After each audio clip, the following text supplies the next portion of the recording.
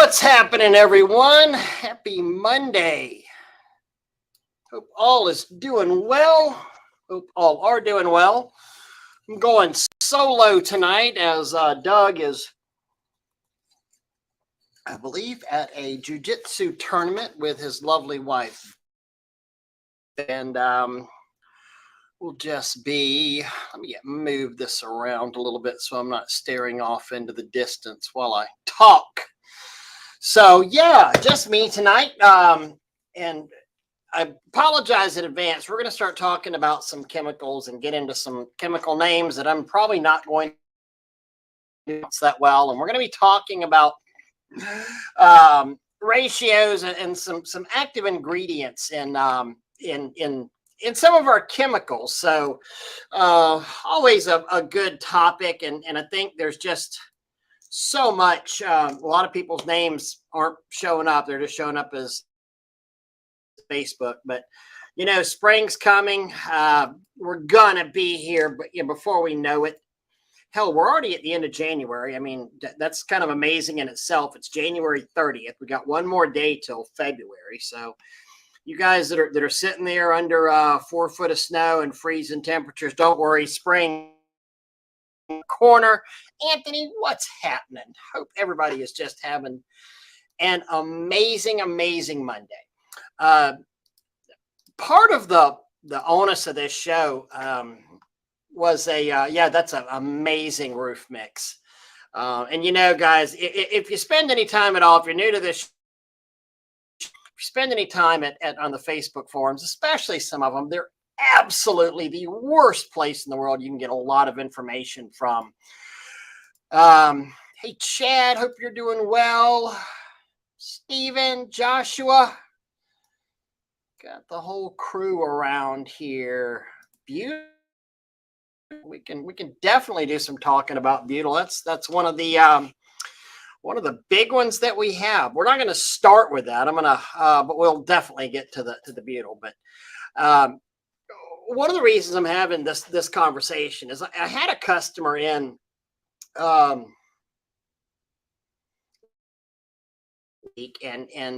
there was another washer in here as well. Now this first customer, and apparently those two knew each other, but this customer is a part-timer, and he was talking about a job that he just did, and both the washer that was here and I knew that building, and he was saying, man, I made $100 in just 8 hours worth of work. And I was like, wow, I think, congratulations. That's where you want to be. I think probably your hourly rate's a little bit low. And then the other washer and I were looking and we're like, I just couldn't imagine that building really taking you 8 hours.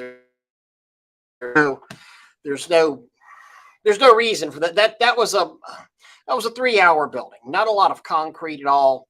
Very, very simple, not a lot of landscaping to protect. I mean, it was a blow and go. So he's also, again, a part-timer, and he's like, well, I just want to do one job a week. He doesn't have hose reels, and he's very, very proud that he's a part-timer and has another job. But so I'm saying, like, part-time or not, you're kind of hurting the market with those rates, Tommy. But then we started talking, and this one customer said, hey, I need some rust remover. And this guy actually had he made the comment. He said, oh, what am I doing here? Whoa, I'm sharing a screen. Sorry. A little crazy looking there.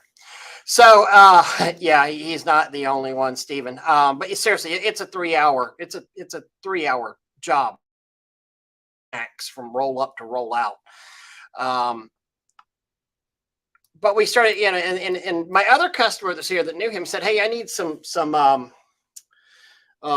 rust remover. And he piped up and he goes, well, the best rust remover in the world is Napa aluminum brightener. Man, that stuff is amazing. And it's really a lot cheaper than anything you have here, which, I mean, you're coming into my store and kind of insulting me. So now it's game on. And I said, well, I got to stop you right there. I got to stop you. Right there. I mean, it might be cheaper, but I can assure you it's not a better value whatsoever because of simply of the ratios that it's made at.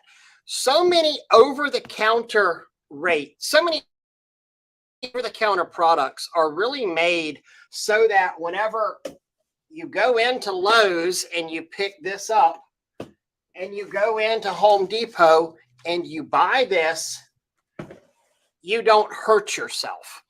Most professional chemicals are made at a much higher ratio than the over the counter stuff, than the Napa aluminum brightener. So as he gave the example, the aluminum brightener is $20 for a gallon, but my aluminum brightener is $100 for 5 gallons of it.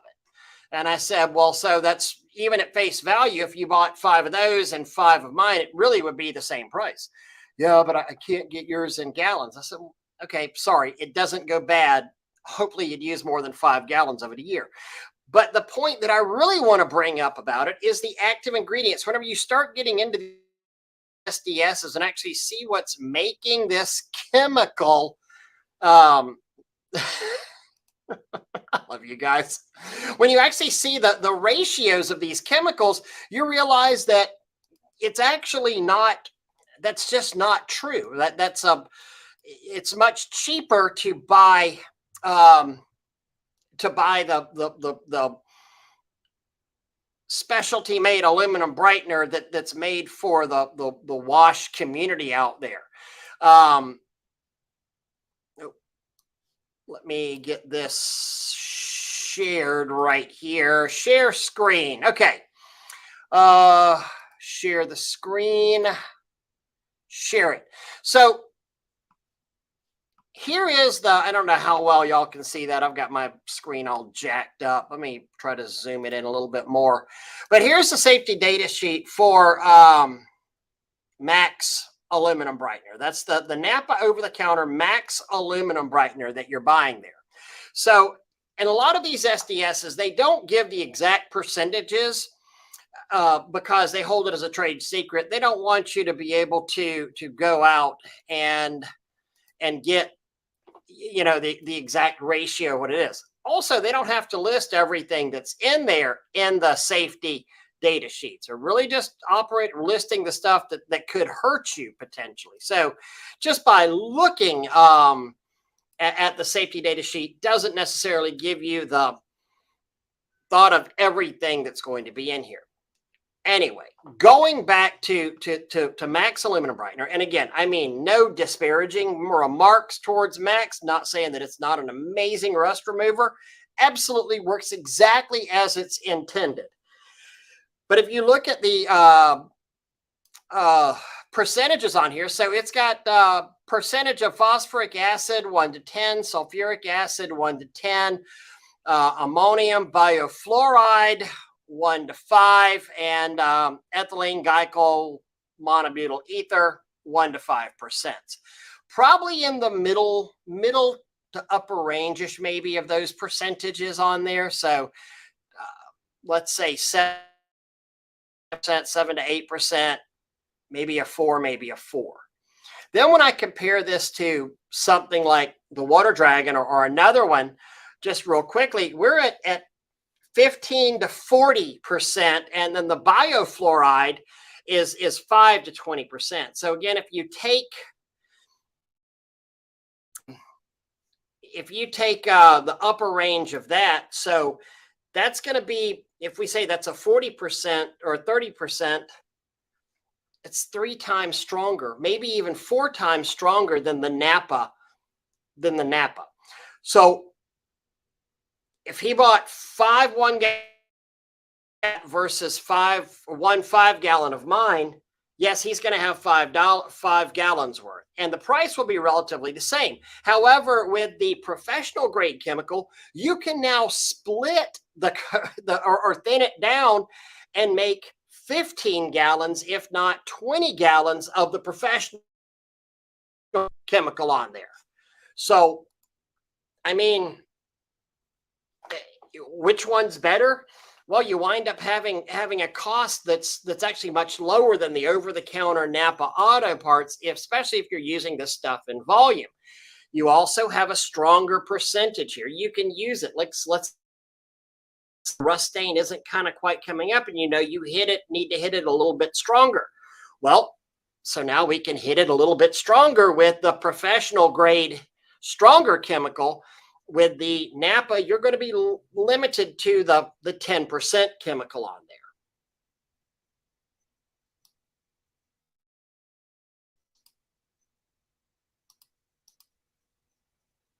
So it's really not just the price. It has lots to do, not just the price whatsoever. It has to do with the composition that's in there. And that's something you should always be looking at and glance through the safety data sheet. Say, how strong is this stuff? What's the basis stuff of what I'm using? You know, another just great example that I found earlier. I was shocked at how low the stuff was in there. Let me get back and find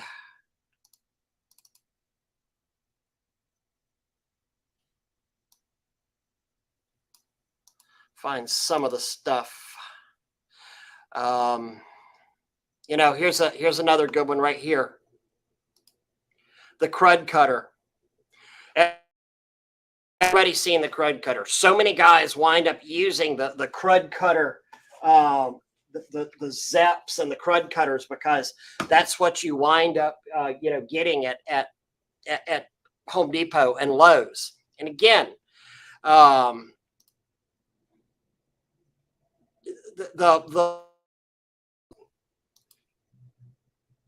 no disparaging remarks whatsoever to the Zep, to the crud cutter, does exactly what it advertised to do. But if you're looking for something stronger that can go a little longer way, I mean, I hear guys all the time saying, well, I sprayed that on there and it just didn't work. Well, if you're trying to downstream it, if you've diluted it much, now it's not going to work as well. For example, the crud cutter, and I'm looking right here at the crud cutter one. So our crud cutter has proprietary ingredients, the alcohol ethylate, but the sodium metasilicate pentahydrate, it's less than 3% by weight in that product. So less than a 3% of the active ingredient on there. So very shocking that it's down that low. It's got some soap that it foams up nice, but the sodium metasilicate that's making that stuff work, which is a great replacement for sodium hydroxide, a lot safer product to use. But the actual the stuff that's giving it its juju just ain't that strong in here. Here's one of the stronger ones. And I can't remember which one this is, but one of our chemicals on here. We're at 5 to 10% on there. They were less than 3% on their one. And here we are at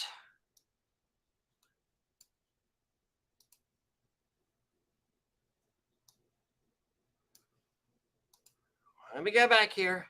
5 to 10%. So you're probably more like 7 or 8% on there versus the less than 3% on it. So it's such a huge difference on these products.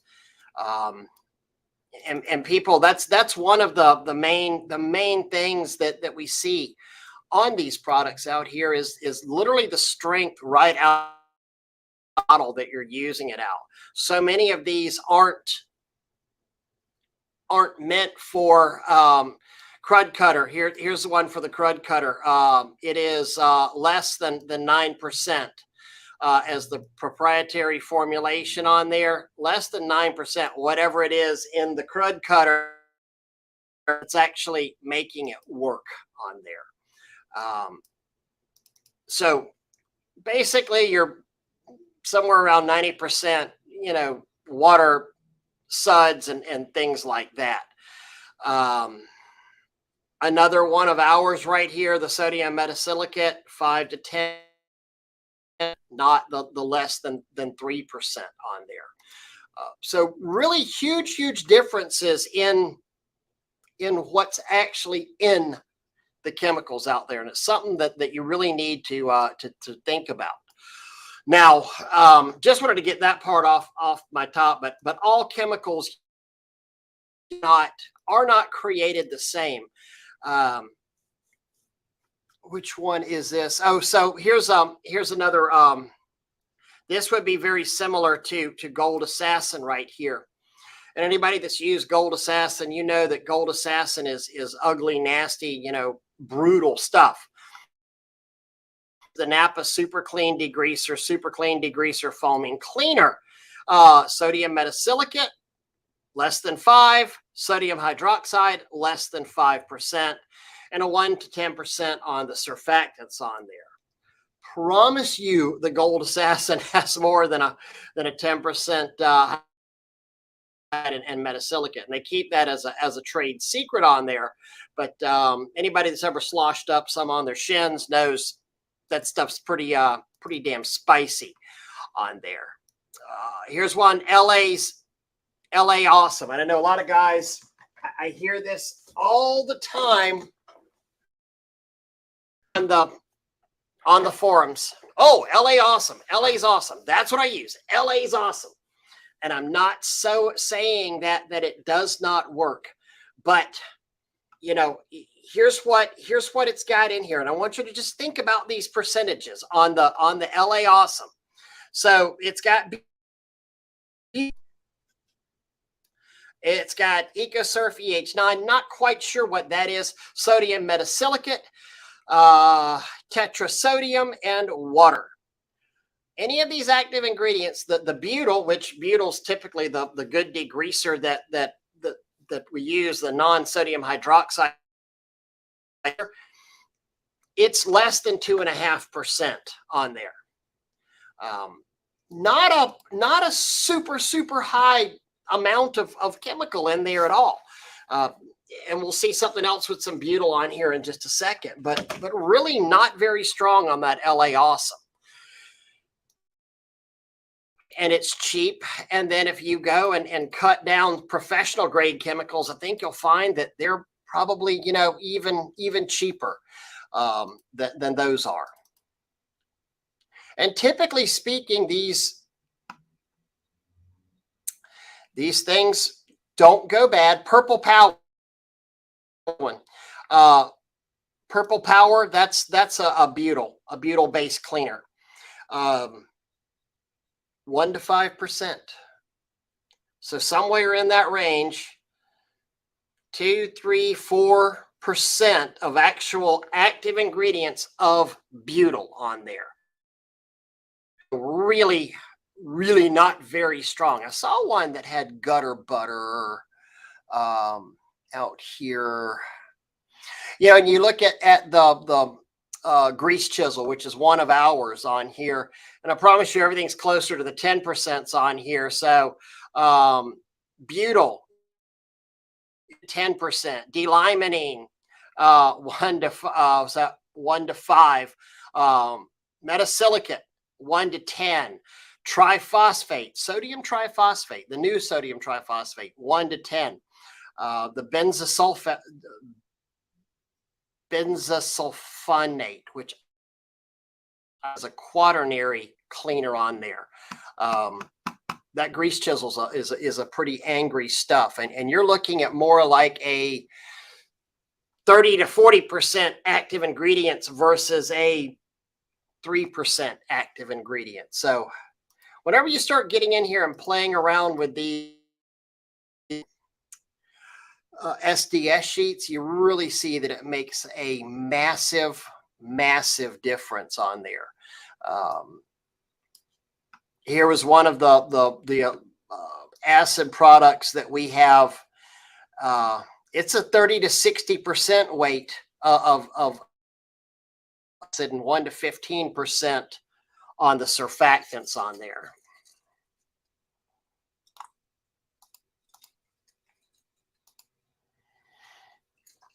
Oh, okay. Let's get off the ratios there, and we'll get into some of these. I don't have the hot stain. I've literally got paperwork up here to get EcoChem, and I plan on having that in here sometime in February. But big fan of the EcoM grease chisel. Hold on, I'll get it one sec, Matt, and look at it here and read it. The difference between caustic and butyl. Yeah, if we're talking about caustic, I mean, in caustic can be misinterpreted in two different ways. But most of the time, when we say caustic, we're talking about caustic soda beads or sodium hydroxide. Whenever we're discussing this in our needs, so think of caustic as sodium hydroxide. I personally feel that the sodium hydroxide blends of things tend to rip through animal fats and then petroleum distillates a little better than the butyls do. And they're a lot more aggressive. So yeah, it's somebody saying the caustic degreaser. So a caustic degreaser would be a degreaser with sodium hydroxide in it, where the butyl, I don't believe they call those caustic. If you ever smell degreasers, think about the old Fantastic, Crud Cutter, the pump up squirt bottles that we use around the house. A lot of those cleaners all smell very, very similar. And it's the butyl that you're smelling in there. In fact, people are amazed, on the shelves here, whenever I'll tell them, okay, smell these 3 or 4 different cleaners here. And they're like, wow, they all smell the same. I said, yeah, they all have really the same active ingredient on there. So, and yes, butyl does work very, very well on tire marks. I believe that, don't misquote me on this, but I think that gutter butter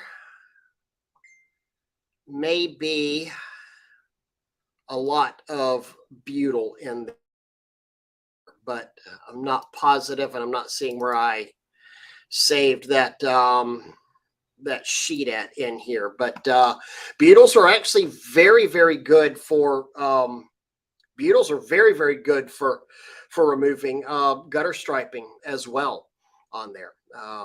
And again, when we say they're not caustic, but we all know that F9 will remove paint. I mean, even butyl, you take Fantastic, Formula 409, Crud Cutter, you leave that, hell, even this, on a gutter too long and it's stripping paint. And so if you think about that, here I can argue the case for these over-the-counter stuff, because even this at less than 3% active ingredient can still strip a gutter. So you start using the more professional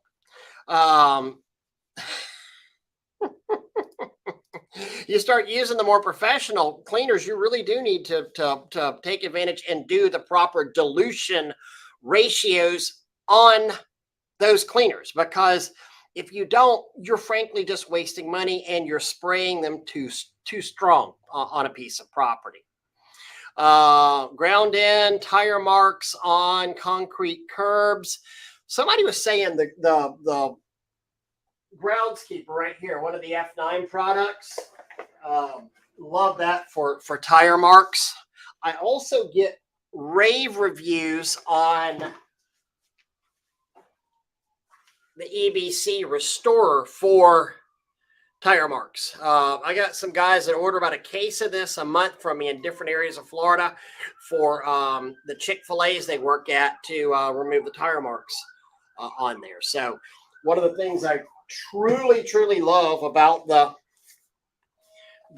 EBC is the first off the name, and that it says no hazmat on there, and can be called a safe chemical. Oh man, trash talk or drama. No, I've been well, I caught a restriction again on Facebook for something that I already did. So and yes, butyl will turn concrete orange on there whenever you dump that out on there. It always shocked the crap out of me first time I ever did that. Joshua said, what's the top degreaser I like to use? I guess it really depends on what we're using. I mean, if we're going after, a petroleum base thing, a heavy stained stuff, nasty, really funky, I'm a big fan of the Gold Assassin. We have some stuff that here that we package ourselves called Brown Cleaner, and that grease chisel. Again, awesome stuff. A lot more aggressive than, say, something like the regular EBC that's sitting right over there behind my left shoulder. EBC is a fantastic degreaser, but knowing what you're using it for as well. It's a much milder and safer than something like this that's pretty nasty. Yeah, the elephant stock, and I put that there for a reason. And I also got Joe's Nutripods too. The elephant stock, and you think about hydroxide. This is paint stripper. This is graffiti remover. This is literally what you can put on 20-year-old paint, let it sit on there, and turbo tip it off. It's a high hydroxide mixture. Really a lot of hydroxide in there. Probably one of the main ingredients in this stuff. Dangerous, burns the crap out of you. That's probably the biggest difference between the butyl and the hydroxide-based degreasers. So the butyl doesn't burn you as much, and the butyl's very effective. But I found for actually removing penetrated oils out there, I like the hydroxide based stuff better. But yeah, I think you were saying dumpster pad and drive through. So I would go with the brown cleaner. I would go with Gold Assassin. If it's not really horrible, funky, EBC works great on there. Or even Craig's Double Eagle, the F9 degreaser of that family. GK Groundskeeper work, even using it straight. Interesting. And I know that the Groundskeeper is also an acid-based product. And one of the things that Groundskeeper says is that it's truly, it's a maintenance cleaner on there. I think, you need to get it cleaned first before you put the Groundskeeper on there. Has always been my personal opinion and personal experience using the Groundskeeper. Let's see here. A solvent, yeah, solvent certainly works on deep tire marks. That'll work. Next up.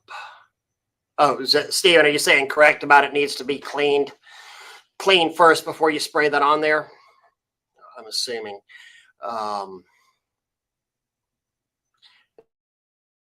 Somebody's saying something cleans deep oil stains, but I don't know who it is.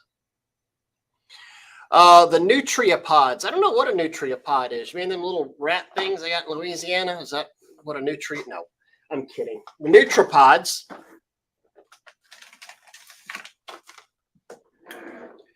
new pods are great because with any kind of chemical that we put down, we can also sell the neutralization of that chemical.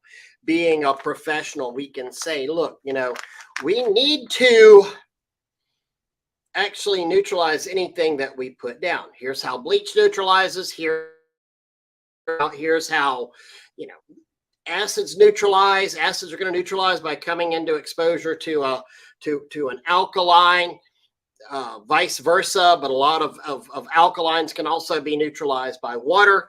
But the beautiful thing about the NeutraPods is it's a bleach neutralizer. Right here. And you put this into your gutter whenever you do a roof wash, and it's there you go. There you go. $25 bag of thiosulfate that has nothing else for the best delivery. They have no idea how to use it. They can buy one dang $6 pod and make 50 gallons. 100%. I don't know if this is Joe that I'm talking to because it's just showing as Facebook user, but yeah, a lot of times we try to go and reinvent the wheel, and reinventing the wheel, you wind up just, one NeutraPod and making, and I think it's a 5 gallon. I don't know about 50 gallons, but I could, 5 gallon bucket. You put one of these in a 5 gallon bucket of water, and it's neutralizing. So if you put 3 pounds of sodium thiosulfate in a 5 gallon bucket of water, it's still going to neutralize. You're not helping yourself by using more chemicals. These chemicals have the proper ratio that they work at, that they're engineered to work at. And by using more doesn't necessarily benefit you. Using more really is just going to get into your pocketbook and cost you more money.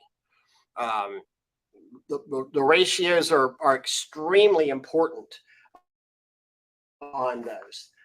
One that I was always such a huge fan of whenever Agent Halt came out and did this, but Carlos did it as well with EBC. But you've got your regular Agent Halt, and then you have your 5X Agent Halt. The Agent Clean line did that with a lot of different things. So you're not paying to ship water.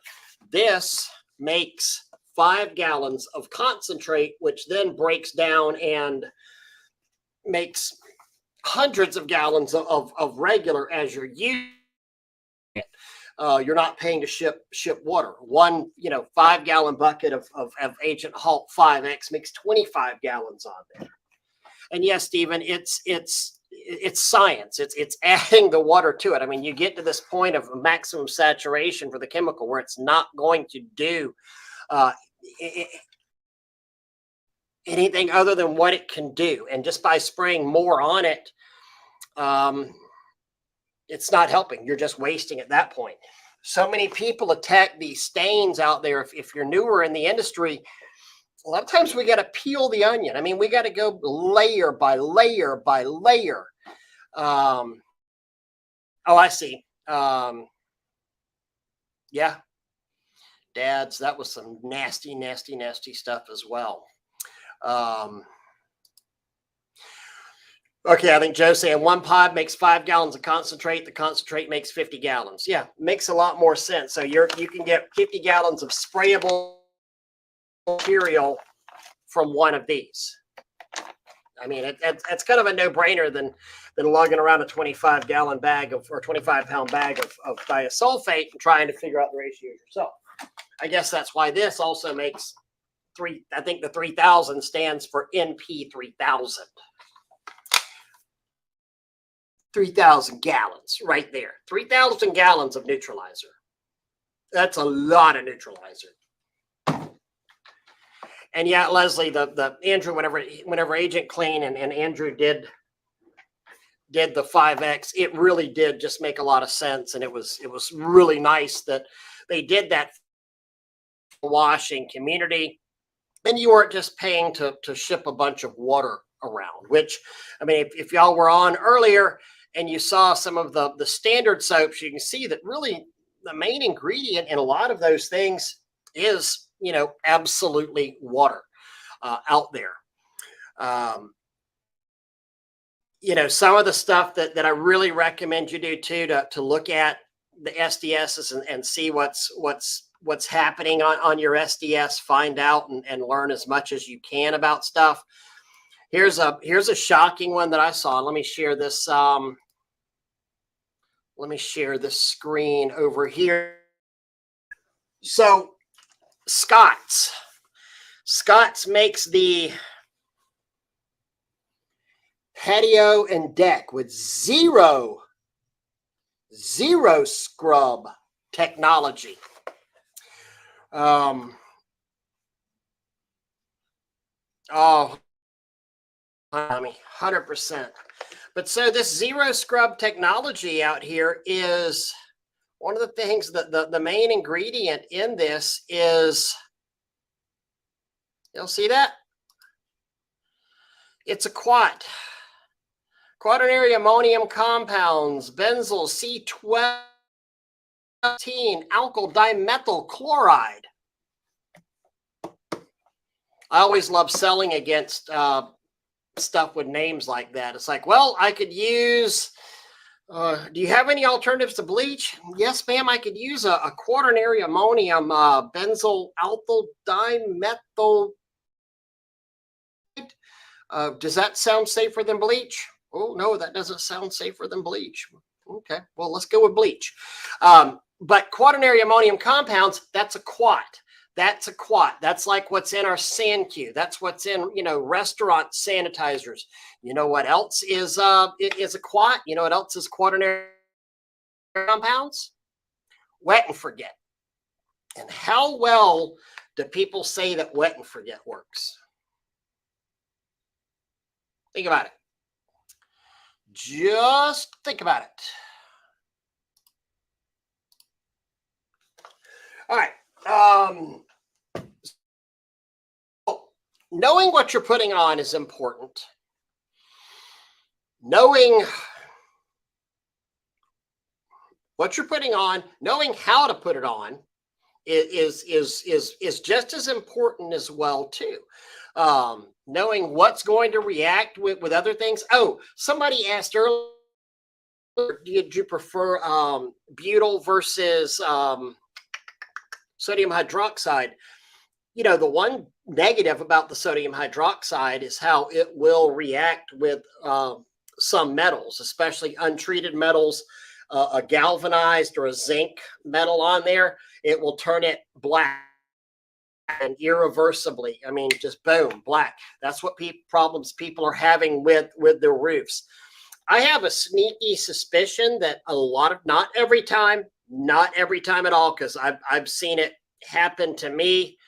I've seen it happen to people that have not used it, but I do wonder that if a lot of times whenever people are turning these galvanized metal roofs black, it's because they're using something with sodium hydroxide in there, a degreaser that they've picked up that has a higher sodium hydroxide concentrate, or they're using a bleach that has a lot of sodium hydroxide in there, because believe it or not, many bleaches have sodium hydroxide in it.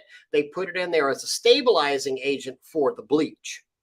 So if you get one with a lot of sodium hydroxide in there, it's you got a problem. Say it works wonderfully. They're just homeowners not realizing it does damage. Well, I tell you what, down here, Tommy, people cuss that wet and forget like crazy, because they're like, oh, this crap didn't work. I've sprayed this up on my roof and nothing ever happened. I mean, we hear it, but I think we have a pretty heavier growth than a lot of places. Water plus what makes water thicker.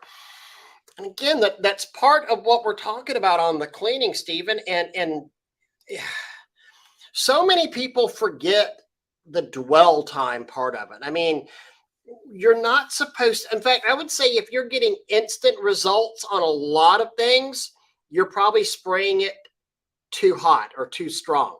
Like if you ever spray bleach up on some siding and that stuff flashes black, bam, and disappears like the algae. And that siding, everything goes bam, black, and then it's gone. You don't even see it anymore. You're spraying too hot.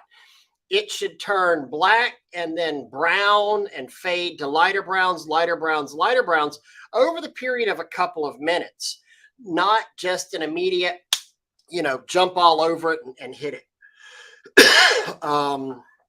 Everyone should make a spreadsheet of their actual chemical cost per foot, per ounce, etc. We have to know our costs so we can properly price jobs to keep our margins right. So many of us done gulp, gulp, glug, glug, pour to make our chem mixes. We need to actually measure this. 100%, Sean. 100%. If it says downstream at 10 to 1, downstream at 10 to 1. If it says 4 parts water to 1 part chemical, yeah, that's really what you should be doing on there. And then the other thing that I just implore everyone to do is to well, there you go, Leslie. I don't think anybody can deny your success, Leslie. You've got an amazing company out there. Measure to the ounce. Yep, camouflage is a nice cover scent, and it's very floral, very, very good scent. Even in something like this, it amazed me. The original Apple Wash, the one that the Power Wash store created for use with the proportion or however many years ago, and everybody has their own knockoff of Apple Wash at this point, which I've often wondered,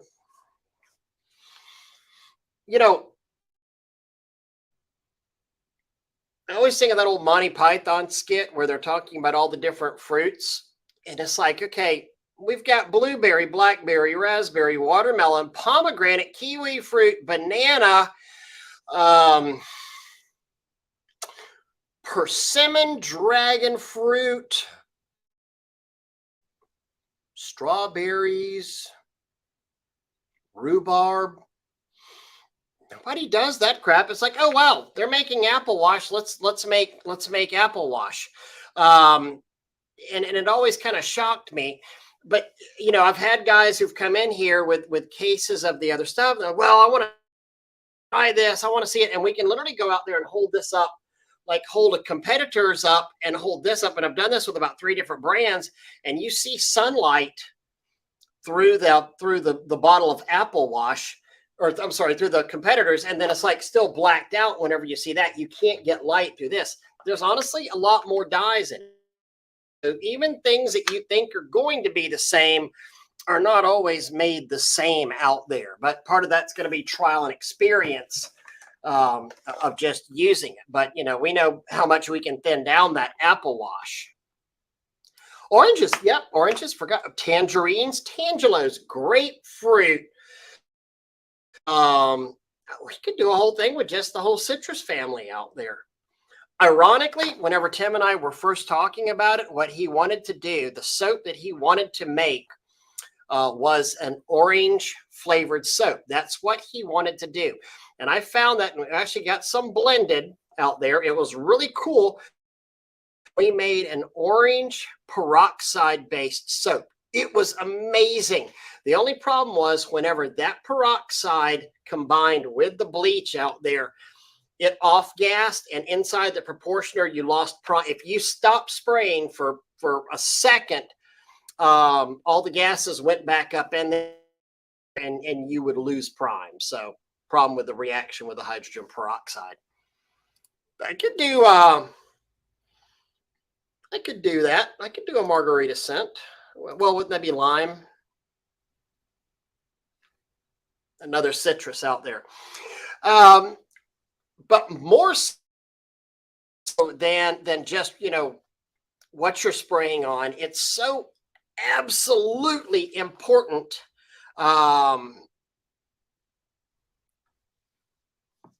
I'm not sipping the soaps, Jacob. It's so important to read manufacturers' recommendations as far as what you're spraying on a piece of property too. And that's where we see so many people get into so many problems out there. And I just invite you guys to please take a little tiny bit of time and go in. And God knows if you guys are, I see just absolute experts out here in the industry looking, that are commenting on this. But man, just get out there and talk to, or not talk to, but read up. Whenever it's LP siding, read what LP siding says, or Hardy board siding. Go to the James Hardy website and see what they say on there. I've got an example right here, just of stuff that's out here. I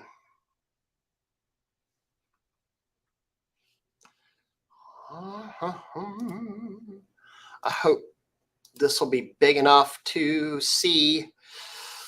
We can read that okay. I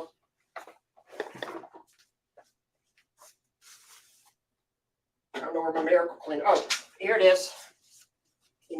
One of the great sales things we always did, I kept a bottle of this, at all times.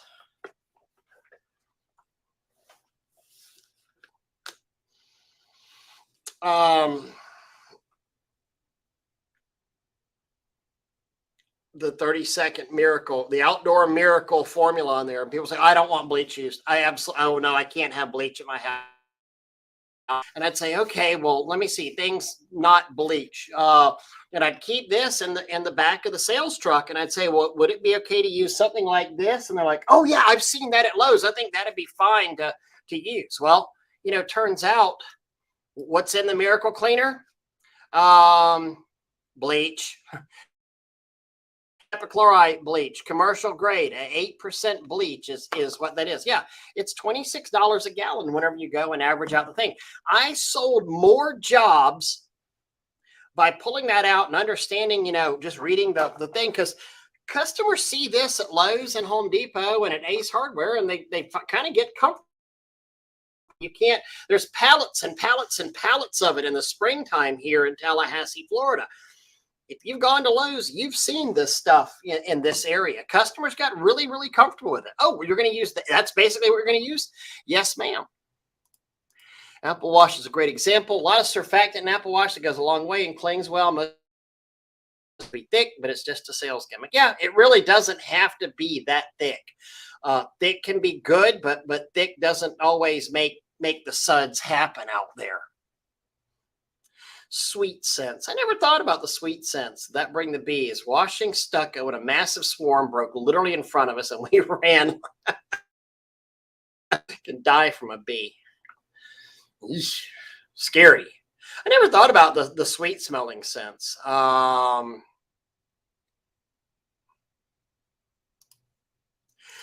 Stick up is another good one. That is actually a citrus flavored or a scented soap as well. It's nice surfactant, pleasant orange smell to it. But getting back to here, what we were talking about with the care and maintenance of stuff. I mean, I found these. This is for Georgia Pacific vinyl siding from the internet. This is literally the Georgia Pacific website out here. If you don't know how to clean something, look it up. Please just look it up. And then whenever you start talking to the homeowners, you wind up knowing this and can just toss this off the top of your head. But Georgia Pacific literally is saying mildew. Mildew can collect surfaces and often evident surfaces that haven't been properly cared for and maintained. Normally, mildew will appear as black spots, easy to remove by the basic cleaning solution with the addition of sodium hypochlorite as follows. 1/3 cup detergent, 2/3 cup TSP, 1 quart sodium hypochlorite, and water on there. So basically, they're telling us to use a 25% mixture of a 5% solution. 1 quart to 3 quarts of water. We're going to have 1 gallon of bleach, 3 gallons of water, or 1 quart of bleach, 3 quarts of water. The TSP, commonly found, and you really don't even find TSP anymore, so you know this is really old stuff that GP's putting out there, but TSP works as a degreaser, and the detergent is just going to help it to stick. That's the suds. Good night, Stephen. Hope you have a good one. Thank you for contributions.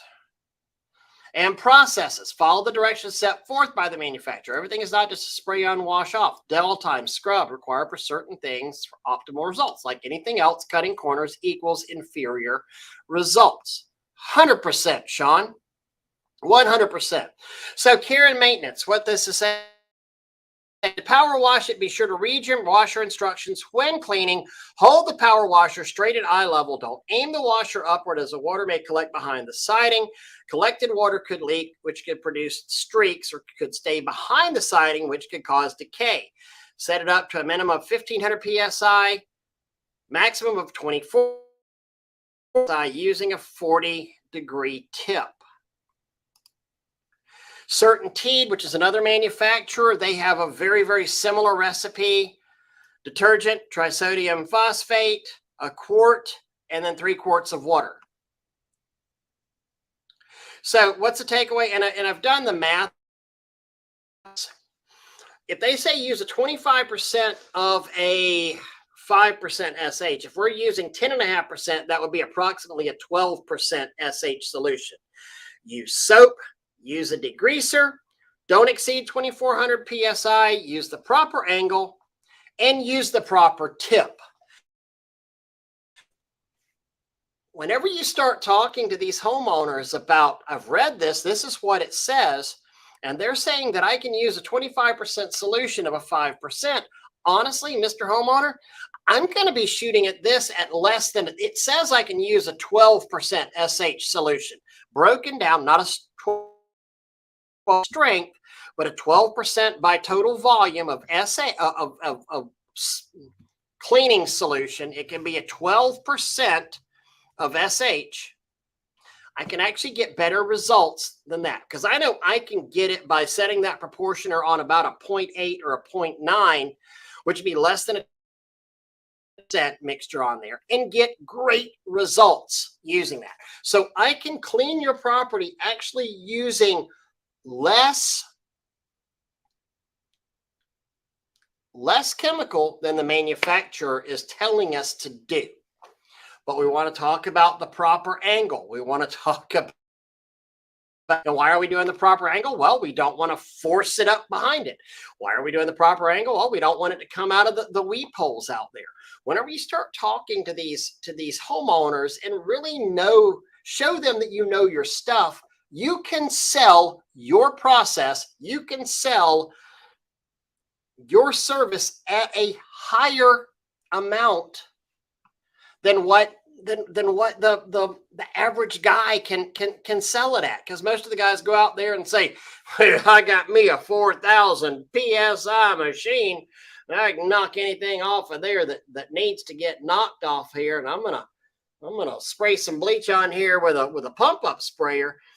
Well, whenever you start talking really educated in an educated fashion to these homeowners, I'm guessing that this is either CertainTeed or Georgia Pacific. Those are the two largest manufacturers of vinyl siding, and those manufacturer requirements say don't shoot this at more than 2400 psi, and that we need to use a wide angle, 40-degree tip on here.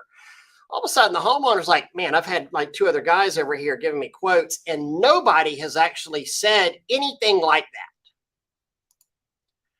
And, I'm not telling y'all conjecture. This is what actually,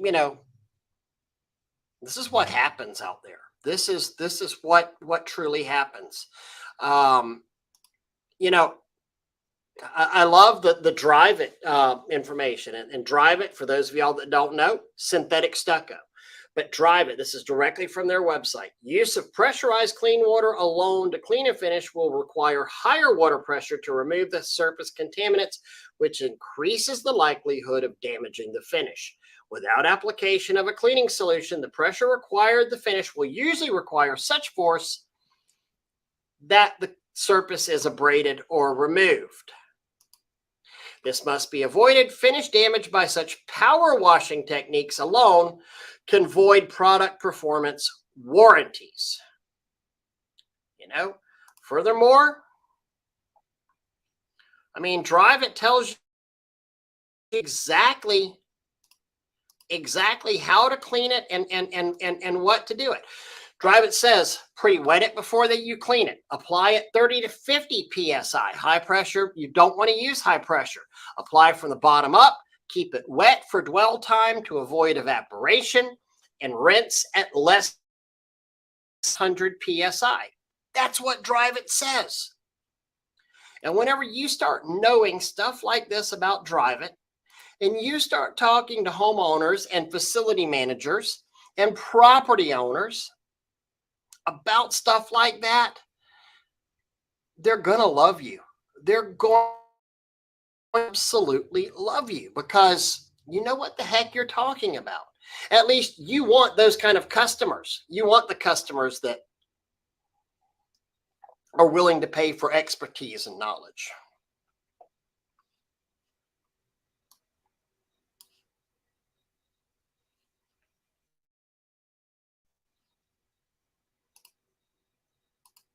Anyway, all right, I got a mess to clean up in here. I brought out all these little chemicals over here from my stash of stuff that I have. I got to get all this kind of squared away and cleaned up. But you know what? Do your research, guys. And I know the guys that are watching this, our regulars on here, I know you guys are amazing, but research chemicals, research processes. I saw somebody in Spray Wash Academy asked a question about, hey, what do I use to clean these blocks? And well, you got me at your beck and call too. You just belly up to the old sales counter here. But I laugh at Jacob. I hope you have a good night too, buddy. And I told a guy, I said, I think you'd be better off asking what is it on these blocks, just instead of what do I use to clean it, because it was obviously an efflorescence problem with some water getting into the blocks and soaking through on there, not like a sprinkler efflow or calcium buildup, but something soaking through and didn't necessarily manifest itself as the salts coming the mortar coming through, but the blocks itself. And you could clean that all day long, but if you don't actually talk to the building manager about, hey, you've got to stop this water from penetrating these blocks, it's just going to come back. And there might even be a really nice hefty upsell of a sealer on there as well too. But instead of just asking, hey, how do I do this? Invest in getting the knowledge and talk to a pro and say, hey, what is this? What is this stain? What's causing that? So, oh, Tommy, I appreciate it, man. I am proud. I'm just happy as a hog in slop. I love my life. So, all right, guys, I'm going to cut this a little short tonight since I don't have my co-pilot Doug on here with me. But y'all have a good night. And as always, thank y'all for watching. See you next week. Actually, no, I won't see you next week. You'll see Doug next week. I'll be in Belize next week. Bye.